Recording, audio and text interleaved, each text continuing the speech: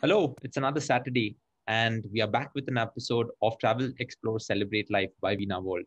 I'm Neil. Hi, Sunila. How are you today?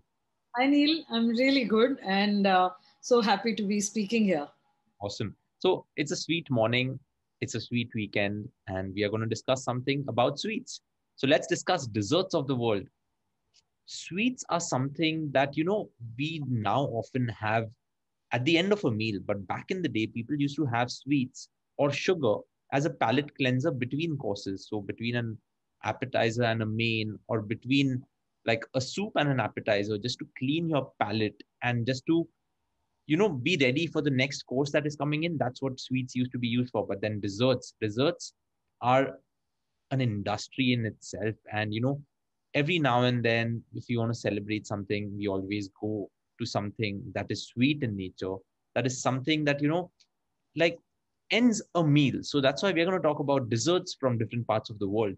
If you are interested on some of the food episodes, there are a few episodes that we've done previously also, but today we are going to talk about desserts of the world. So Sunila, let's do a rapid fire episode today. You go with one dessert, I go with one dessert, and then we'll just try to accumulate as many in the list as possible. That's But a good, Neil, because I think some of the ones that we have on our list, I think they're worth traveling for, right? They're worth crossing seven seas to just go and taste the dessert and come back. So indeed, and I totally agree with you. Like, people love to travel, and people often love to travel for food, and desserts are just one excuse why we would love to travel. So, Sunila, let's get started. And while you're sipping on your coffee, what's the first dessert that comes to mind? Neil, the first dessert that comes to mind is something I remember queuing up for it. And that is why it is just imprinted on my mind because we were in the land of Cristiano Ronaldo, and we were at the Belém Tower. And right at the Belém Tower in Lisbon, if you just turn around a little bit by the side, you will see this amazing shop that is in blue and white, and there is a big queue outside. So when the guide suggested that, come on, you must taste the most famous dessert of Portugal, we said, why not? And we went to Lisbon and in Belém, and it is called the custard tart or the pastéis de nata or pastéis de Belém because it was originally made in Belém. And I really love history. The interesting part was that, Neil, these custard tarts were made by monks. So the secret recipe was actually made in like a monastery, and then it was passed on to to pastas de Belém, and that's how they started selling pastas de nata. So it's a nice egg yolky custardy dish, which is like a tart. And the funny part is apparently they use the eggs to starch clothes, right? The egg whites were used to starch clothes, and they didn't know what to do with the leftover egg yolks. And they said, instead of just throwing them away, let's turn it into a beautiful dessert. And it's just something amazing. It has a little bit of sprinkling of cinnamon on the top sometimes, and just baked to perfection. So you can't stop at one, but queue up for sure the next time you are in Lisbon. And actually now you get it throughout the country everywhere, but must try the one in Belém and then compare the others all across the country to see how you like the different tastes. So Awesome. You mentioned egg yolks. I'm going to come to that a little later because they also feature on my list. But let's move on to my let's hear because about your so we move south from Portugal, we go into the African continent, and we are in Nigeria. And the first one on my list is something really simple, and it's called puff puff in Nigeria. So in Nigeria, generally the words are repeated so that the person who's listening to them really understands what you are saying. So puff puff is basically deep fried dough. Now deep fried dough is super famous in Nigeria. You'll find that at every corner, and it is often sprinkled with sugar. It is dipped in honey or maple syrup, and this dough is just deep fried until golden brown. So that's my simple dessert from Nigeria, puff puff. Let's move on to you. What's on your list now? Okay, so the next one really is something that I was so looking forward to try it because of late it's become one of the most popular desserts, right? And you see that a lot in India too. Um, and this actually is named after two cities. And I was in this city and I was trying to try it, and then I realized that actually it has nothing to do with the name of the city, And I'm talking of the cheesecake. So I'm talking of the New York cheesecake and the Philadelphia cheesecake. So I thought when I was in Philly, as they all call it, and I was in Philadelphia, and we actually had the steak. So we had the Philadelphia steak, and they said, let's have dessert and let's have Philadelphia cheesecake. And they all started smiling. And of course, we had some of the best cheesecakes there. But they said the name has nothing to do with the city, because apparently the cheesecakes, in earlier times came from Greece and then the Europeans, and then it was brought to America. And in New York, they made it, and the whole deal with that was that they managed to make this amazing cream cheese, and that's how then the cake came into being. And it's not even a cake. I mean, it's called a cheesecake, but it's not even a cake. It's really more of a pie, but it is made from the most amazingly delicious soft cream cheese, and that's how the cake happens to be. And they said that apparently in those times Philadelphia meant quality. Like if you had to say something about good quality, you just add the adjective Philadelphia to it, and that's how the whole Philadelphia cheesecake came into being. And then we said, let's try the Philadelphia cheesecake and New York, and let's see which one's better. Both were amazing, but the Philadelphia cheesecake, I think, has more flavor and was a little lighter. But after two cheesecakes, you're so stuffed that you can't eat anything else. But definitely, when in the US, try the New York cheesecake and the Philadelphia cheesecake as well, and everywhere, not just this. So, you mentioned you love the cheesecake. I am not a huge fan of the cheesecake, and I get abused a lot for saying this. But yeah, I've never really gotten used to it. But oh well, like, you've moved to the US. So the next thing on my list is also the US. Okay. So, Sunila, think about cotton candy, which we have loved as kids. PK ball that we call, right? Exactly. So Candy. think of cotton candy, think of ice cream, Okay. think of cotton candy, ice cream, and the sprinkles that go on top, all in one.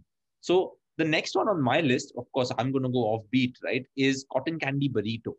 So it's ice cream, sprinkles wrapped using cotton candy, and it's in the shape of a burrito. So, of course, a burrito is something that we are used to having savory, right? But this one is like has been made famous in different parts of the world, but one place that does it really well is in Vegas. So while you're gambling at the casinos in Vegas, enjoying the different shows that like Cirque du Soleil and all of these, remember to go to this one place called Creamberry in Vegas and having the cotton candy burrito, because that is, well, overloaded with sugar.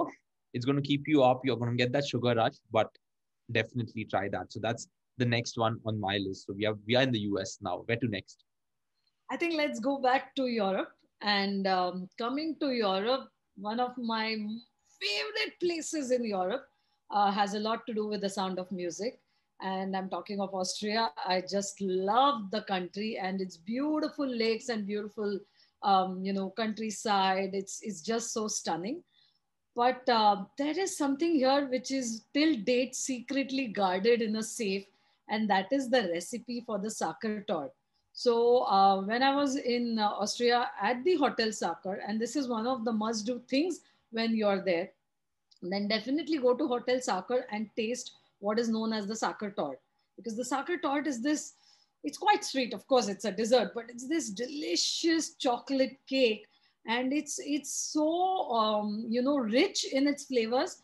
And the way it came across actually was by accident, because when the prince wanted a special dish to be served to his guests, he asked the chef to come up with something, but the chef was not well that day, and he wasn't there. And then the apprentice chef, he came across, and his name was Franz Sacher, and he made this amazing dish which became so famous, and the cake got so popular that they have actually put the recipe into a safe today. But when you go to Austria, a coffee and cake is the best thing that you can do. And I think they call the coffees like cappuccinos, they call it the melange there, which is also a little stronger. So I really love it. And sitting down at the Hotel Sacher with your Sacher tort and your melange is a perfect evening according to me.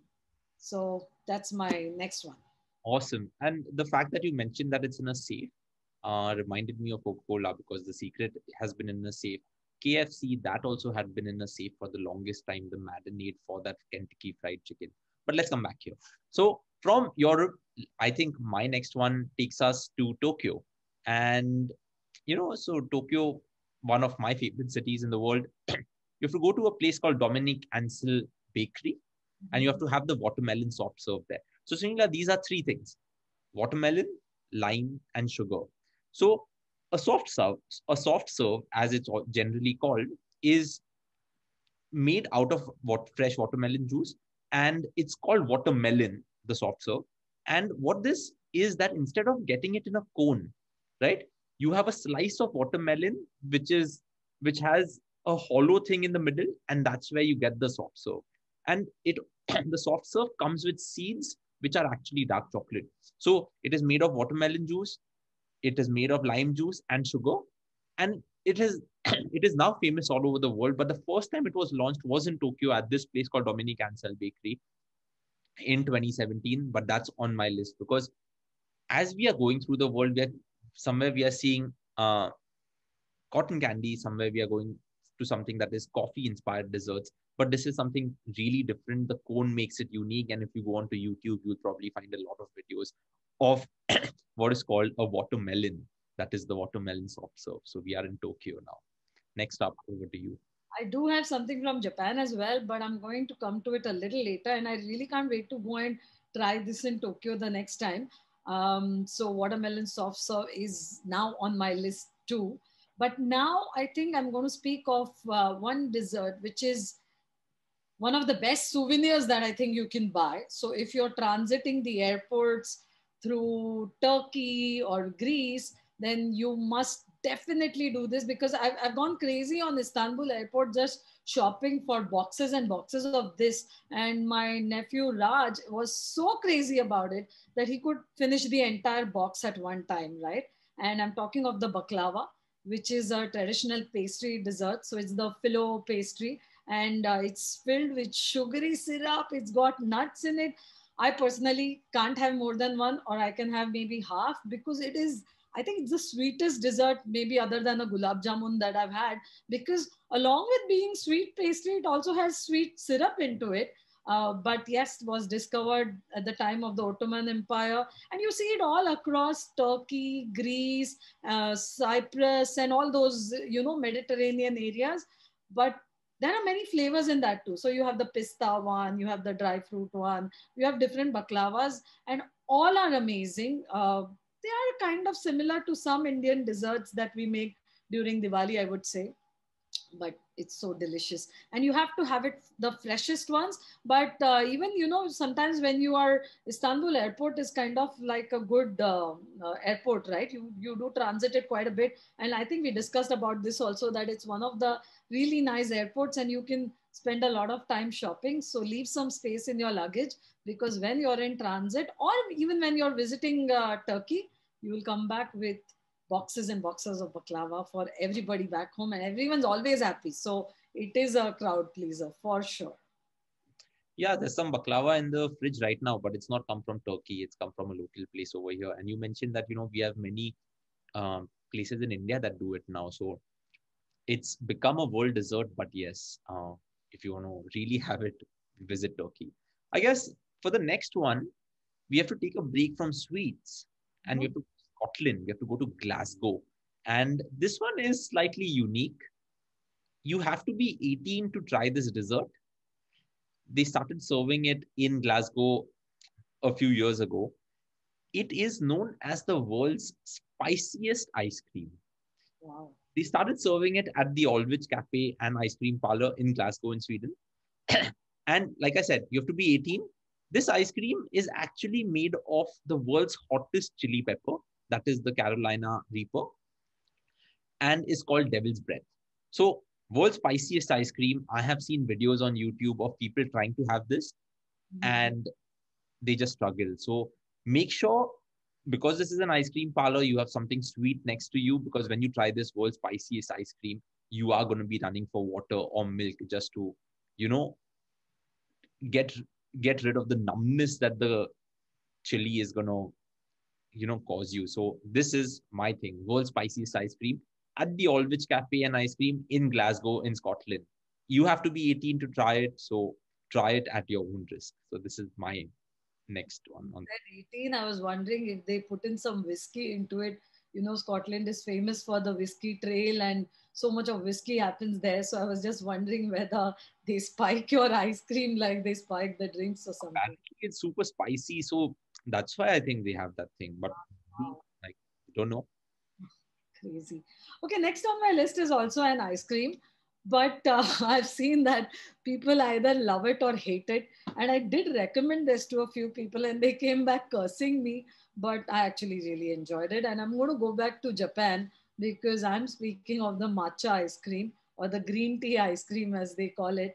And, I was in Kyoto and I was walking down the street and I saw this little shop selling a soft serve, and it looked so good. One, it looked really good in the photos because you had the cone and you had this light green, creamy, dream like soft serve sitting on top of the cone. And I was debating, and I said, what's the harm in trying, right? And I actually really liked it. I mean, I was surprised myself because matcha is made out of green tea, so it is like tea leaves that are powdered, and then they make this into a powder. And they started, of course, it was for health benefits. So ice cream was really not the way that green tea was made for, and drinking green tea is good for health. But some bright people got the idea of putting the flavor into chocolates, into different things. And actually, I even like the Kit Kat that was matcha flavored. So I realized that I did have a liking for the matcha ice cream. And I recommended someone, and they came back telling me, yuck, it tastes like henna. Though I don't know what they were doing tasting henna, but definitely try it. I mean, you're in Japan. How wrong can you go? You have to have green tea ice cream. Come on. But So it's an acquired taste, right? I mean, not everyone likes it. that's what I like it, people but like or hate it. So yeah. But the green tea ice cream, Sunila, some people, and I would also say that is not that sweet, and I it's not, think that's what I like about it. And um, and an extension to that is also mochi, right? correct. So is that an extension or is it something different? I think I'm not sure how it started, but mochi is mostly like rice that is pounded, and then they make a sticky paste out of it and they put the ice cream inside. So I don't think it's really, according to me, it's not an extension because it's completely different. I mean, it's rice flour that is pounded. You make a paste and then you put in ice cream, and then you cover the whole ice cream.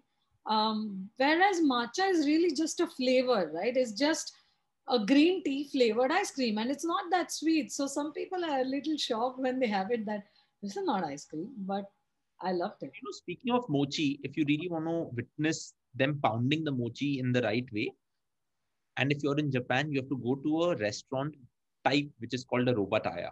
And at a robataya, basically you are sitting at a food counter and there is the chef in the middle and he's going to cook everything for you. And then in one corner they have the mochi pounding machine or apparatus as they would call it, and that's where they pound it. But that's mochi. But let's come back. So that was green tea ice cream. To listen to what's next after the chilliest, I mean, after the spiciest ice creams. I want to know what is next on your list. Well, it is not as offbeat as the world's spiciest ice cream. I think nothing can beat that. But because we are talking about the world's desserts, I'm still gonna come back to Amchi, Mumbai. We are gonna come back to Bombay, Mumbai, and we are gonna talk about the kharvas. Mhm. So kharvas is something that melts in your mouth the moment you have it, right? Now, what is it made of? I think you know more so than me. I of course know, but let me hear from you because you also have had it a number of times. So it is a very Maharashtrian dessert. I'm sure they make it in other places, but the way we know it and the name itself is in Marathi, right? So kharvas is made out of what we say of milk, and it is what is called as chik doodh, or that is something that the milk that the cow is, the after the calf is born, the first milk that comes in, and it is made from that, and then you steam it and you add a lot of nice flavors to it. So that is why that milk itself, like we say again and again, produce is really so important to have a good end result. And that's, I think, the secret of kharvas is having really good quality milk, steaming it to the right amount, adding, it's again not very sweet, or it can be, but I actually prefer the ones that are not that sweet. And now, to be really healthy, people are making it with jaggery as well, rather than sugar as such. And then a little bit of cardamom on top, and you have melt in the mouth kharvas. So Yeah, so kharvas, as it's called in Marathi, is basically a sweet steamed pudding, right? And it has many names. It's posu or ginnu in different parts of the world.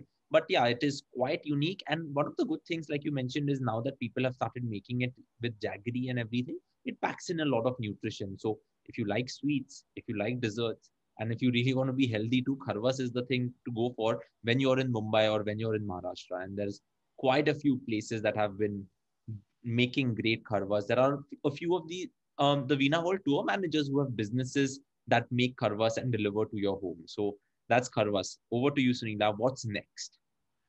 next is something, Neil, that I actually enjoy making. I don't make it that often, but my friend from Italy again, she actually taught me how to make this. And that was the time that when I was living in London, and Lydia, my friend from Italy, she was staying with me, and she taught me how to make this dessert. And it was so good that we had it that night. We had it next day for breakfast, and I actually hid it from my roommates so that they shouldn't and then we said, okay, let's not be greedy, we leave a little one for them, a little portion out for them. But I'm talking of the tiramisu, and I think everybody just loves this coffee dessert. um, the trick really is again in the cheese. You have to have mascarpone cheese to make a really good tiramisu, and then coffee soaked biscuits, mascarpone cheese, and a little bit of dusting of chocolate on top, and coffee, and you have the perfect tiramisu. The tiramisu actually has some really dubious origins, because it was considered to be an aphrodisiac, and there is a debate, where did it really originate? And some say, they say it comes from Treviso, but whether it was in a restaurant where a chef made it, or whether it was made by a madam who was running, like a house out there, and used as an aphrodisiac to bring people in, is a question mark. But whatever it is, because the name itself, tiramisu, actually means pick me up.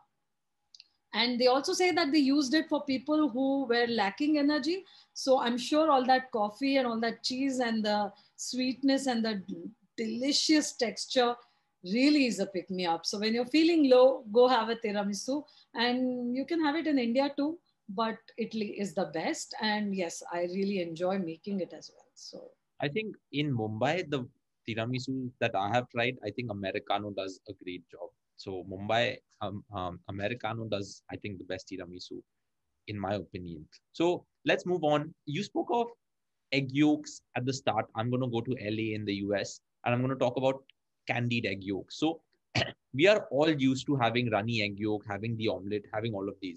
But egg yolks um, are well cured sometimes in such a way that they taste like the runny egg yolk, have the texture of like medium firm cheese that is there, but the ease with which they like you can feel them is basically like a hard boiled egg yolk. So they are firm. You can use that as a garnish on many things. But in LA or in many parts of the world, like you also mentioned, there are candied egg yolks. And candied egg yolks are basically these cured egg yolks that you mentioned, sprinkled with sugar. In many parts of the world, they are you sprinkling it with jaggery, and then they are trying different forms. There are some places that are trying cured egg yolks with ice cream sprinkles. So that is also something that gives you a unique taste. So that is my thing next on the list, which is candied egg yolks. Now being used all across the world. There are places in Mumbai also that are, giving you like egg yolks that are cured, which you can use as garnish on everything. But when you add something sweet to it, they become a great dessert also. So that's the next one on my you list. said this is in New York, right? This was in LA. LA. Oh, it was in LA. But I'm sure you get it everywhere around the US and everywhere else. But Yeah. it's not for the faint-hearted. The thought of eating eggs as dessert somehow right now is not appealing. But maybe I'll try it the next time I'm in LA. Most of your desserts, right? Like, yeah. So, You have eggs have to be a part of most of the desserts, anyways. yeah. Yes, the next one that I'm going to talk about, again, eggs, and eggs have to be beaten to perfection to make the meringue, which goes into making the macaroon. And this is in Paris. In fact, I had a chance to go to, as a tourist, of course, not to learn, but make a macaroon making workshop at Le Cordon Bleu, which is one of the most famous cooking schools in Paris. And you can take these classes. You can go in as a tourist. You can walk in. I mean, you have to reserve early, of course, because they're really popular. But we had really a master chef teaching us how to make macaroons, and I thought I was doing everything, but I think he really had most of it under control. And then you make the meringue, and then you layer it with this amazing ganache or chocolate, or the flavor of your choice can be. The best part of macaroons is they come in all these wonderful colors, right? You have pink and green, and for different flavors. You have strawberry, pistachio, coffee, creme, vanilla, and chocolate was my favorite. And the best part to do in Paris is to go on Champs Elysees, the main street, sit down at La Durée, and taste all the delicious desserts that you can put your hands on, and then pack your favorite macaroons and come back home with them. So macaroons have to be featured here. There are like in Mumbai today, we have pan flavored macarons also, right? So that is also something that is unique that has come to us. But now let's move on. Let's go from Europe again, east, and let's go to China. And I think this one is more so that, Chinese mums used to make for their kids for cough relief. Mhm. It is basically as simple as a pear, the fruit pear, which is steamed or boiled. So when you steam or boil a pear, the outer covering starts coming off, and then when it is mixed with, say, sometimes sugar, sometimes rock sugar, or sometimes honey, it becomes this beautiful dessert that is so soothing on your throat that many, like, it's been used for cough relief but has become a dessert in itself now. So it is in at many of these yamcha houses or Chinese places, you'll be offered a bowl of fruit dessert, which is the steamed pear with rock sugar. So this is my thing, which is steamed pear, as simple as that, often used as a remedy for cough relief, has now become a dessert that you will find in many places around the world. Great. And the next one, Neil, on my list is also in Asia. This is a country which is known mostly for its amazing curries and for basil chicken and your green curry. So there are not too many desserts that you find in Thailand, but one of the yummiest desserts, and the mangoes are in season right now in India. So maybe we can try it at home as well, because we are missing traveling so much that sometimes I feel the first thing I will do when things open is just go to Thailand and have some basil chicken, have the green curry, and follow it up with what Thailand is known for, and that is sticky rice with mango. So sticky rice, or what they know call as glutinous rice, is actually soaked overnight. Has to be the right rice, and then soaked with just enough water, and it turns into this delicious little sticky rice, and that's how the name sticky rice comes. And it has coconut in it, and they serve it with nice ripe yellow mangoes. The taste of the mangoes, of course, is not like the Alfonso, but I think it complements the sticky rice just perfectly. So the best part also when you're in Bangkok is to even try it with the local vendors, right? I mean, we do that a lot of times. You're walking on the streets and you see these street vendors selling amazing prawns and amazing food. So sticky rice with mango is something you can have. And because it is a dessert in Thailand, even the vegetarians can have it because it is just coconut and rice and mango. So I think that's definitely one of the favorites in Thailand. And in this season, you can make it at home also, right? Over here, you mentioned that it's not the same taste. So we can try that. Yeah, definitely. That is something that I would have expected to be on the list. Now that we are in Asia, let's stick to Asia. I'm going to talk about the water chestnut. And, we often have the water chestnut as a stir fry.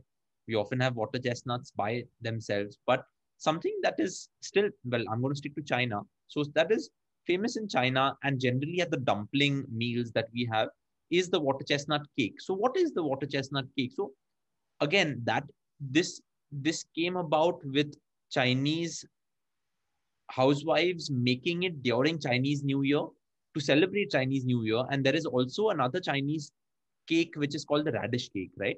So similar to the radish cake, there is the water chestnut cake. It's just that this is much more yellowy, this is more transparent and has a sweet taste to it. and a chilled version of it is generally amazing during summer days. So you this is this is something that you will find at most of the yamcha places. So what is yamcha? Yamcha is the dumpling meal that people generally have today. In India, when we go to a Chinese restaurant, we have dumplings as an appetizer or a starter, right? But in China and across the world, there are yamcha meals that people go for where you're just having dumplings and dim sum all through. So that is something that, is on my list. Now, have you ever had a water chestnut cake, Sunila? No, Neil, never. Right?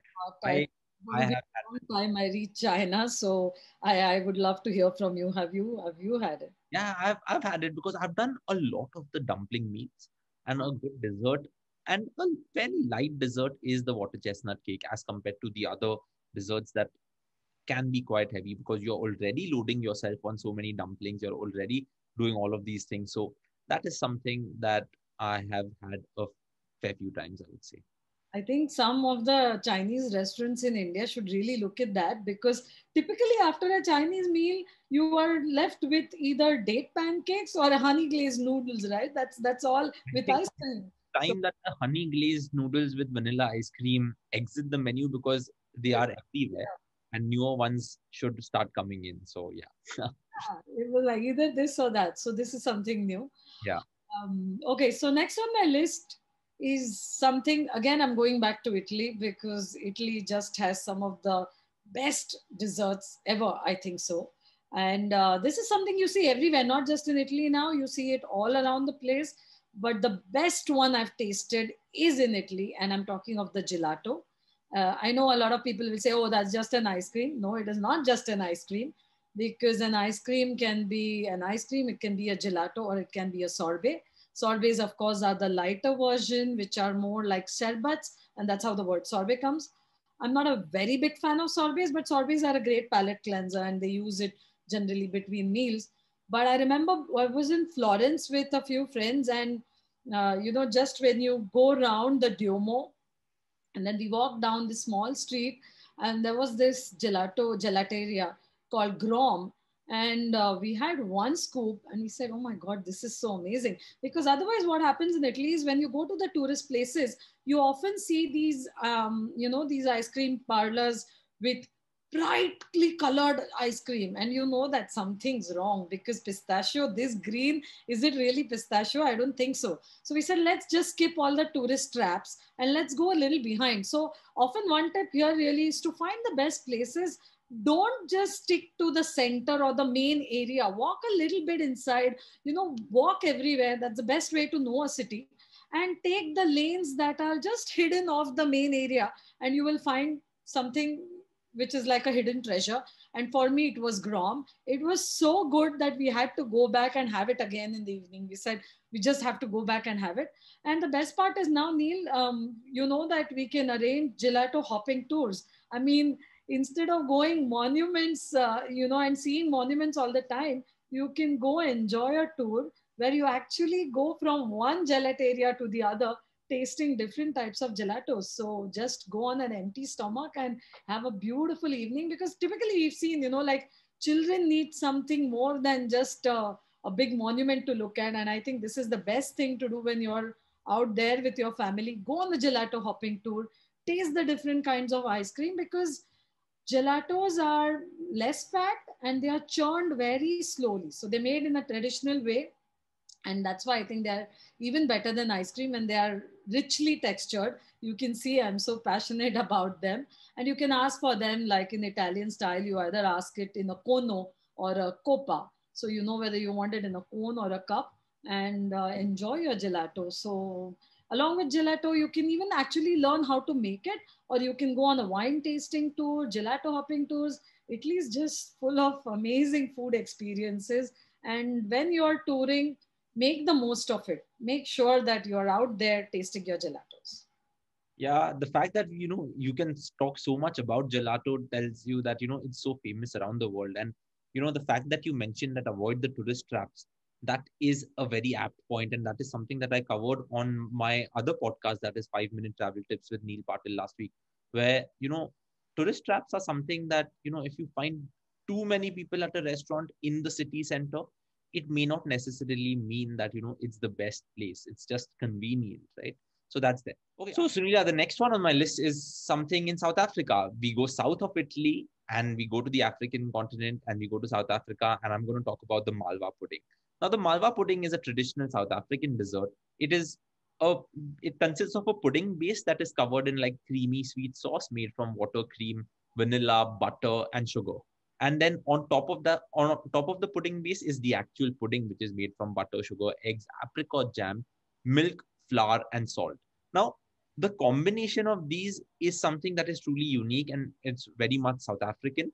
And when I was in South Africa a couple of years ago, most of the meals actually had this pudding. So that was something that I really relished, and that's why I've put it on the list, because we covered Nigeria and we've covered South Africa from the African continent. And that's why I thought, bring in South Africa, let's bring in the Malva pudding and let's do it. And another good thing is that, we can actually try making this at home, as we are at home in lockdown right now, because it's super simple. These are all ingredients, like I mentioned: butter, sugar, eggs, apricot jam, milk, flour, and salt. Easily available, right? So why not? Should really try that.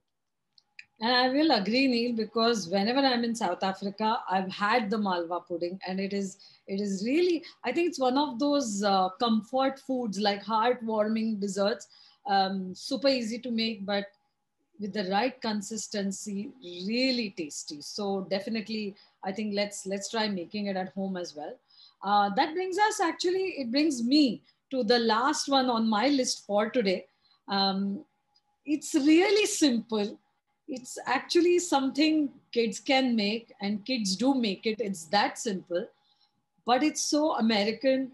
And right now, when we are all waiting to go outdoors, I think going out camping, going out trekking, and then coming down in the night to a camp, having the bonfire lit there, sitting around the bonfire, it just feels like the best thing to do right now. So the next time you are in the US, go there, because the outdoors in America are also amazing. We all know the cities, but the outdoors of the US are something you must enjoy, because camping there is just amazing.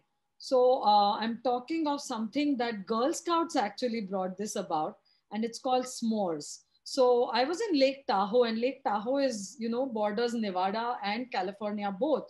And at this place, we went around. The water was so clear that you could actually see right down. You can even drink the water; it's that pure.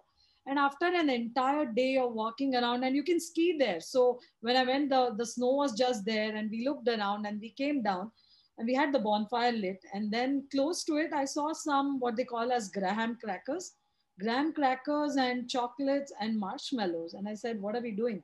And she said, we're going to have s'mores.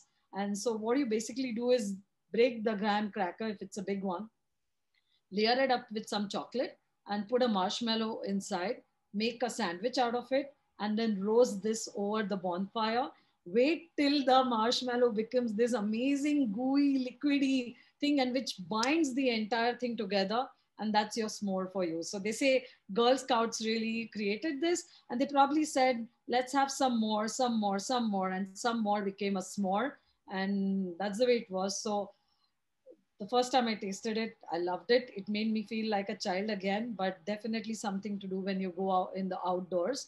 And I'm happy to carry the crackers even when I'm camping in India, and taste s'mores. So some more for us. Well, I can only say that that's a super sweet way to end, I guess, your list. And, I had two simple things on my list. One was something called edible cookie dough that you're having all across the world. We love cookies, but now there's edible cookie dough ice cream that is there, edible cookie dough cakes that are there. So that was one thing that I had.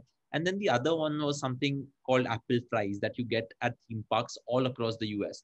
Instead of French fries, it's apple fries. So it's apple fried and then sprinkled with sugar instead of salt. So that is still unhealthy, but like all desserts are, but then they help us celebrate life, right? And that's why we love desserts. And I think with the s'mores, I think it's a good way to end it. So awesome. We've discussed more than 20 desserts over the last half an hour. And I'm really glad that listeners or viewers, if you've made it this far, thank you so much for listening in. Thank you so much for tuning in.